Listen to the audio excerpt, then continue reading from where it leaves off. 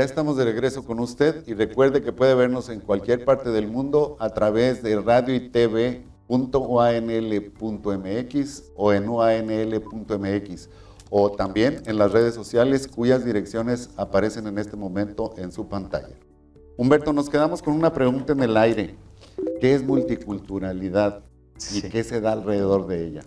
Fíjate que el concepto de multiculturalidad hace referencia, primero, que se reconocen que hay una distinción entre uno y otro, ¿no? Que se habla un lenguaje distinto, que se tiene una cosmovisión distinta, que se tienen ideas religiosas distintas o valores distintos, y que yo me reconozco distinto a ti, ¿no? Eso es la multiculturalidad, que hay varias personas o grupos de personas con ideas y con construcciones sociales distintas. En un país o en un estado puede existir la multiculturalidad. De hecho, México se reconoce como una nación multicultural, pero hay un elemento, otra palabrita interesante, que es la interculturalidad, ¿no?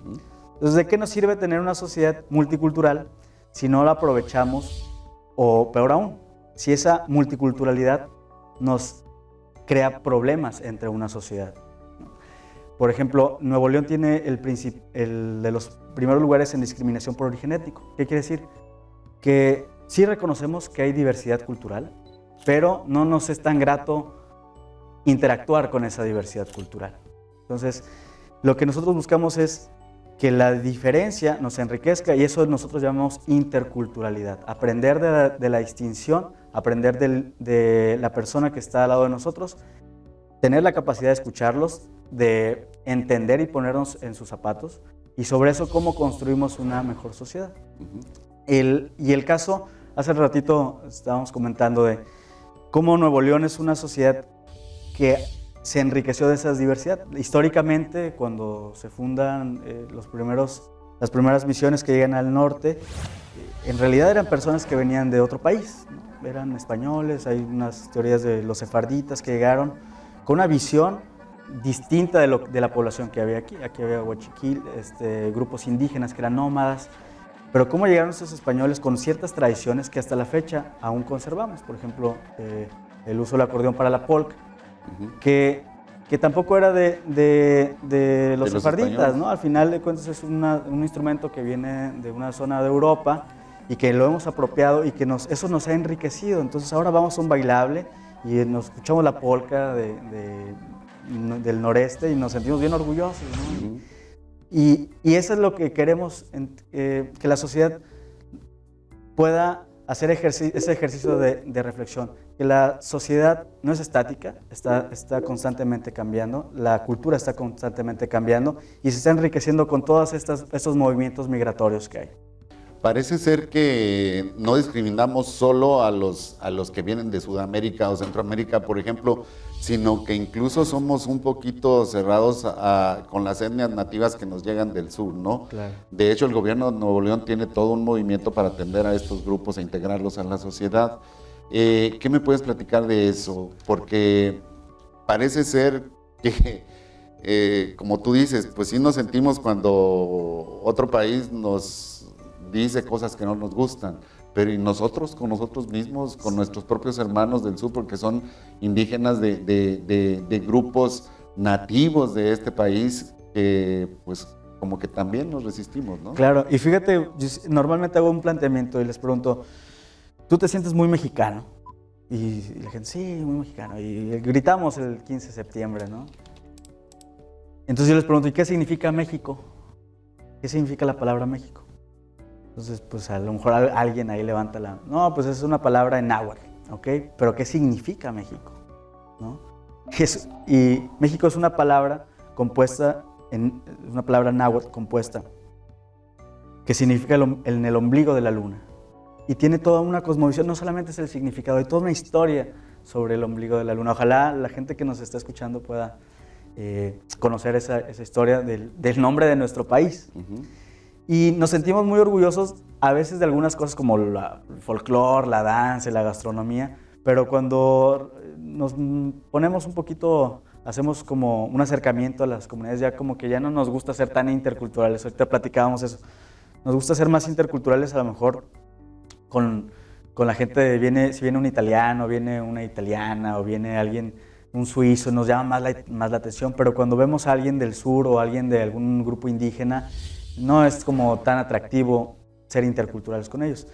Y es cierto, es un tema interesante, es un tema que la Secretaría de Desarrollo Social está abordando mucho, porque cerca del 8% de la población en Nuevo León es indígena.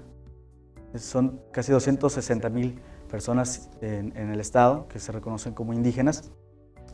Eso quiere decir que la población ha estado incrementando a pasos agigantados y es gente que viene, su gran mayoría viene a buscar oportunidades de trabajo. Algunas otras vienen a realizar estudios de carreras y se quedan aquí, porque Nuevo León ha sido un estado muy generoso. Pero también es cierto, muchas veces a mí me decían, oye, pero es que no quieren participar en los programas. Y yo les decía, pero es que les has preguntado si te entienden. Y cuando nos acercábamos me decían, bueno, es que yo no entiendo mucho español. Entonces, o por ejemplo, hay áreas que tienen áreas de atención para defensorías por ejemplo, si hay una persona de origen alemán, digamos que es detenido, pues hay una procuraduría que tiene un intérprete certificado. Apenas hasta el año pasado se hizo la certificación de intérpretes para personas de lenguas indígenas. Entonces, sí ha habido una brecha en la que la población indígena la veíamos como el pasado, ¿no? O sea, sí te sientes bien orgulloso de Quetzalcóatl y de las pirámides, pero ya no te imaginas a las personas indígenas viviendo en el día a día. Existe. Exactamente. Sí. Entonces, sí hemos puesto, el gobierno del estado ha tenido el acierto de poner un foco en la atención a la población indígena, pero no solamente en la población indígena, en la población migrante también, en los connacionales que están siendo repatriados de Estados Unidos también hay programas que estamos buscando atenderlos, y con las personas que son migrantes internacionales que están en condición de vulnerabilidad también estamos buscando cómo atender a esas poblaciones, porque todo este conjunto de personas, si no los atendemos, se convierten en sectores vulnerables.